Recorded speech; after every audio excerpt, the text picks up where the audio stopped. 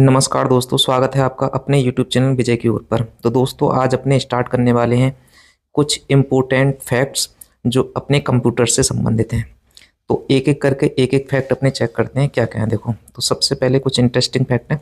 सबसे पहला फैक्ट है, आपसे अगर पूछे कि भी पेपर में कि भी माउस का आविष्कार कब हुआ था, तो आप याद रखना माउस का जो आविष्कार हुआ है वो कब हुआ है, 1964 में हुआ है। और इसके आविष्कारक कौन है, तो आविष्कारक का नाम याद रखना है डगलस एंजल वार्ड। तो इनका नाम आप याद रखना। तो पहली लाइन हमारी क्या थी, डगलस एंजल वार्ड ने 1964 में माउस का आविष्कार किया था। तो ये पहली लाइन होगी और इम्पोर्टेंट लाइन है। आप इस तरह से क्या याद रखोगे, माउस के आविष्कारक का नाम। तो माउस का आविष्कारक का नाम क्या है, डगलस। डगलस करके आप याद रख लो, काफ़ी है, ठीक है। 1964 में हुआ था। अब बात करते हैं दूसरे फैक्ट की। तो दूसरा फैक्ट है अपना, प्रथम वेबसाइट के निर्माण का श्रेय किसको जाता है। तो आप याद रखना, प्रथम जो वेबसाइट बनाई थी उसका निर्माण का श्रेय किससे जाता है, टिम बर्नर्स-ली को, ठीक है। इन्हें डब्ल्यू का भी संस्थापक बोला जाता है। W3 है, WWW, या इसकी फुल फॉर्म है वर्ल्ड वाइड वेब, ठीक है। तो ये आपने पढ़ी होगी, वर्ल्ड वाइड वेब का संस्थापक कहा जाता है टिम बर्नर्स-ली को, ठीक है। इसके बाद में अगर बात करें, तीसरा पॉइंट देखते हैं। तीसरे पॉइंट पे क्या है, बिल गेट्स तथा पॉल एलन को, ये पॉल एलन और बिल गेट्स दोनों ने मिलकर क्या करा था, 1975 में माइक्रोसॉफ्ट कॉरपोरेशन की स्थापना की थी। तो ये बात भी याद रखनी है कि भाई माइक्रोसॉफ्ट कॉरपोरेशन की जो स्थापना है 1975 ईस्वी में बिल गेट्स और पॉल एलन ने मिलकर की थी, ठीक है। ये बात भी आपको याद रखनी है। तो ये इंपॉर्टेंट पॉइंट है, तीनों के तीनों आप याद रखने हैं। अब चलते हैं अपने चौथे पॉइंट पे। तो चौथा पॉइंट है अपना बिल गेट्स की प्रसिद्ध पुस्तक का नाम। तो बिल गेट की प्रसिद्ध पुस्तक का नाम है द रोड अहेड। ये कब लिखी गई थी, तो 1995 लिखी गई थी। कभी तो पूछ ले कि भी बिल गेट्स की प्रसिद्ध पुस्तक का नाम क्या है, तो द रोड अहेड है, ठीक है। 1995 में लिखी गई है। और अगर आपसे पूछे कि ये क्या है, तो वर्तमान में bill and Melinda Gates foundation द्वारा सामाजिक कार्य में लगे हुए हैं, कौन, बिल गेट्स, ठीक है। तो ये बात याद हो गई। इसके बाद में बात करते हैं अपने पांचवें पॉइंट की। पांचवा पॉइंट है, भारत के सबीर भाटिया ने फ्री ईमेल सेवा हॉटमेल को जन्म दिया था, है नहीं। तो ये बात आपको याद रखनी है कि ये भारत के हैं सबीर भाटिया। और सबीर भाटिया ने क्या काम करा था, जो फ्री ईमेल सेवा है हॉटमेल, उसको जन्म देने वाले कौन है, सबीर भाटिया। तो ये सबीर भाटिया का नाम याद रखना है। अगर बात करें बैंकों में एटीएम जो होता है वो किसका उदाहरण होता है, तो बैंकों में जो एटीएम होते हैं वो किसके उदाहरण होते हैं। तो ये बात याद रखनी है, बैंकों में एटीएम जो होते हैं, जैसे इसकी एटीएम की सबसे पहले तो फुल फॉर्म पूछ सकता है। तो एटीएम की फुल फॉर्म क्या होती है, ऑटोमेटेड टेलर मशीन, ठीक है। ऑटोमेटिक या ऑटोमेटेड टेलर मशीन होती है। ये किसका उदाहरण है, तो बैन का उदाहरण, ठीक है। वाइड एरिया नेटवर्क का एक उदाहरण है। तो ये बात आपको याद रखनी है, वाइड एरिया।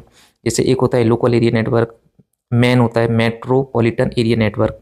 तो वाइड एरिया नेटवर्क क्या है, मतलब बहुत विस्तृत, जो अंतर्राष्ट्रीय राष्ट्रीय लेवल पे सबको जोड़ता है, ऐसा नेटवर्क वाइड एरिया नेटवर्क के अंतर्गत आता है, ठीक है।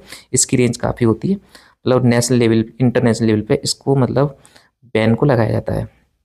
अब बात करते हैं इससे आगे वाले पॉइंट की। तो अब बात करते हैं सातवें पॉइंट की। जो अपना सातवां पॉइंट है वो क्या है, ऑप्टिकल माउस में माउस पैड की ज़रूरत नहीं पड़ती है, क्योंकि इसमें कोई घूमने वाला भाग नहीं होता है। तो ये बात हमें याद रखनी है कि भाई जो ऑप्टिकल माउस होता है उसमें माउस पैड की ज़रूरत नहीं पड़ती है, केवल उसमें कोई घूमने वाला भाग ना होता है, इसलिए, ठीक है। अगर बात करें आठवें पॉइंट की, तो आठवां पॉइंट का है बीटा रिलीज। किसी सॉफ्टवेयर या तकनीक की उपयोगिता को परखने के लिए निर्माण के दौरान उसे बाजार में जारी करने को कहा जाता है। तो ये टर्म याद रखनी है, क्या नहीं, बीटा रिलीज। ये क्या है, किसी सॉफ्टवेयर या तकनीक की उपयोगिता अगर परखनी होती है, कोई सॉफ्टवेयर परखना होता है, तकनीक परखनी होती है, तो उसकी उपयोगिता को परखने के लिए निर्माण के दौरान उसे बाजार में जारी करने को क्या कहा जाता है, बीटा रिलीज कहा जाता है, ठीक है। ये बात हो गई। अब चलते हैं इससे अगले पॉइंट पे। तो अपना जो इससे अगला पॉइंट है वो है 9वें नंबर का। और 9वें नंबर का जो पॉइंट है वो क्या है, ये पूछ रहा है पॉपअप के बारे में, ठीक है। तो जैसा कि पॉपअप है, कि पॉपअप जो है वेब ब्राउजिंग के दौरान स्वयं खुलने वाला विज्ञापन का विंडो है। तो ये बात आपको याद रखनी है, ठीक है। तो पॉपअप क्या है, पॉपअप जो है वो, जैसे आपने देखा होगा कभी आप मोबाइल यूज करते हो या फिर लैपटॉप टैब कुछ भी आप यूज करते हो, तो जो अपने आप ही एडवर्टाइज जो खुल जाते हैं, आपको अनवांटेड जो मैसेज आ जाते हैं, अनवांटेड जो एडवर्टाइजमेंट स्टार्ट हो जाता है, तो उसे हम क्या बोलते हैं, उसे बोलते हैं पॉपअप, ठीक है। तो ये पॉपअप शब्दावली है, पॉपअप नाम है, आप इसे याद रखना, ठीक है। इसे बोलते हैं पॉपअप। इसी तरह से आपसे 10वां पॉइंट है। 10वां पॉइंट है, कीबोर्ड की संरचना के निर्माण का श्रेय किसे जाता है, तो इनका पूरा नाम है क्रिस्टोफर लॉथम सेल्स, ठीक है। Christopher Latham Sholes.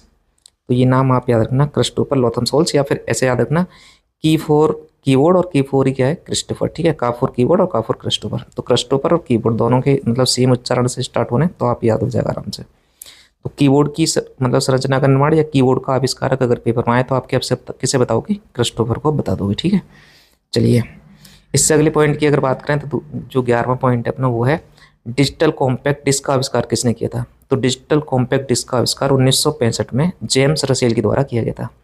तो सीडी यानी कॉम्पैक्ट डिस्क का जो आविष्कार है वो किसके द्वारा किया गया है, जेम्स रसेल। तो जेम्स रसेल का नाम आप याद रखोगे, सीडी जेम्स रसेल। कब आविष्कार हुआ है, 1965 में। इसी तरह से इससे अगला जो पॉइंट है वो है 12वां पॉइंट।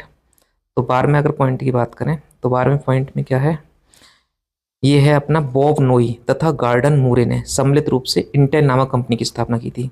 तो आप याद रखना इंटेल नाम की जो कंपनी है वो किसने बनाई है, तो इंटेल नाम की जो कंपनी है उसके आविष्कारक हैं बॉब नोई और गार्डन मूरे। तो गार्डन मूरे का आप नाम इस तरह से याद रखोगे।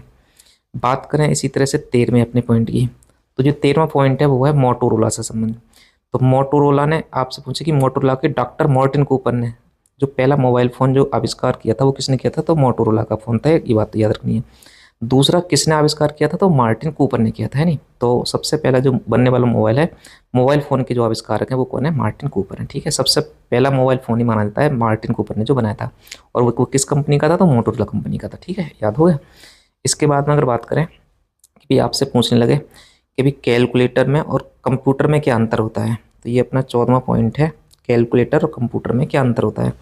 तो आप इसे पढ़ते हैं, देखिए कैलकुलेटर तथा कंप्यूटर में अंतर यह है कि कंप्यूटर को एक साथ कई निर्देश या निर्देशों का समूह दिया जा सकता है तथा एक साथ कई कार्य कर सकता है। इसके विपरीत कैलकुलेटर को एक साथ एक ही निर्देश दिया जा सकता है। तो अंतर सीधा सा है और आपको समझ में आ भी गया होगा। ठीक है, बात समझ में आ गई।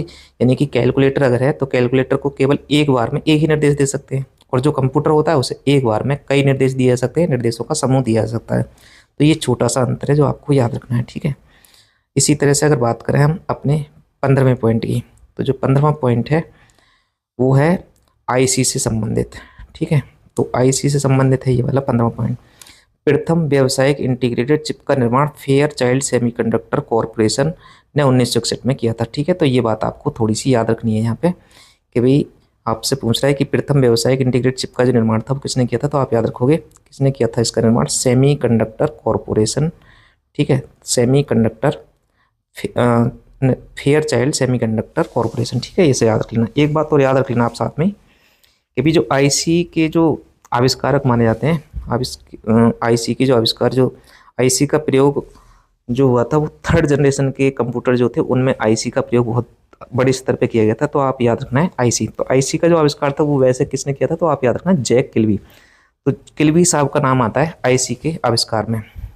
तो ये अपने 15 पॉइंट थे। ठीक है, इसी तरह से आपसे मैं एक क्वेश्चन पूछ रहा हूँ, उस क्वेश्चन का जवाब आप अपने कमेंट में जरूर देना। ठीक है, तो क्वेश्चन ये है कि अपनी जो सेकंड जनरेशन के जो कंप्यूटर थे, सेकंड जनरेशन के जो कंप्यूटर इस्तेमाल किए गए थे उसमें किस चीज़ का इस्तेमाल किया गया था, है नहीं। जैसे वैक्यूम ट्यूब का इस्तेमाल किया गया था, ट्रांजिस्टर का इस्तेमाल किया गया था, या फिर आईसी चिप का इस्तेमाल किया गया था, या फिर माइक्रो प्रोसेसर का इस्तेमाल किया गया था। ठीक है, तो ये 4 आप विकल्प हैं आपके, तो आप इस तरह से याद रखना। इस क्वेश्चन का जवाब अगर आपको पता हो तो आप अपने कमेंट में जरूर देना।